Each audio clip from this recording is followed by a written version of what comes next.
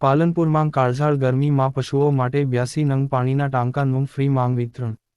તારીખ 14 મે 2024 સુધીમાં જીવદયા ફાઉન્ડેશન દ્વારા જીવદયા પ્રેમી ઠાકોરદાસ ખત્રી, કાંતાબેન પરમાર મારા મિત્ર ફૂટવેરના વેપારી, જયેશભાઈ સોની, પૂનમબેન મોદી સહયોગથી 15 દિવસમાં 25 પાણીના ટાંકા મૂકવામાં આવ્યા. જીવદયા પ્રેમી ઠાકોરદાસ ખત્રી હસ્તે વિતરણ કરવામાં આવ્યું.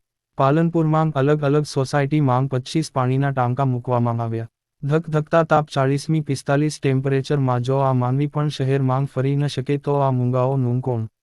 પાલનપુરમાં જીવદયા પ્રેમી શ્રી ઠાકોરદાસ ખત્રી સારા ભાવે મહેનત કરી એરિયા પ્રમાણે જે જીવદયા પ્રેમી રોજ સફાઈ કરી પાણી ભરશે તેમને જ ટાંકા આપવામાં આવશે તેવું નક્કી થયેલ. પ્રાણીઓ માટે ટાંકામાં દઓ જ ચોખ્ખું પાણી ભરશો તો તમને મૂંગા અને અબોલ પશુઓની ના આશીર્વાદ મળશે. આવી રીતે જીવદયાના ઉત્તમ કાર્ય કરતા રહેશો.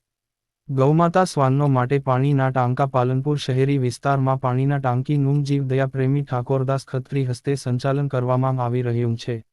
આ સેવા કાર્યમાં જીવદયા પ્રેમી ઠાકોરદાસ ખત્રી, પરાગભાઈ સ્વામી, કાર્તિક ખત્રી, અસલામભાઈ રિક્ષાવાળા વગેરેઓએ સેવા આપી હતી. ધોનીબેન નટવલાલ ચૌહાણ બીજી પૂર્ણતિથિ નિમિત્તે 7 પાણીના ટાંકા મૂકવામાં આવ્યા. સ્વ વિનોદચંદ્ર જેઠાલાલ મહેતા ધનાલીવાળા હાલ મુંબઈ ફ્રી માંગ 50 પાણીના ટાંકા મૂકવામાં આવ્યા. જીવદયા પ્રેમી ઠાકોરદાસ ખત્રીએ જણાવ્યું કે પાણી ટાંકા મૂકવાની સેવા આગળ પણ ચાલુ રહેશે.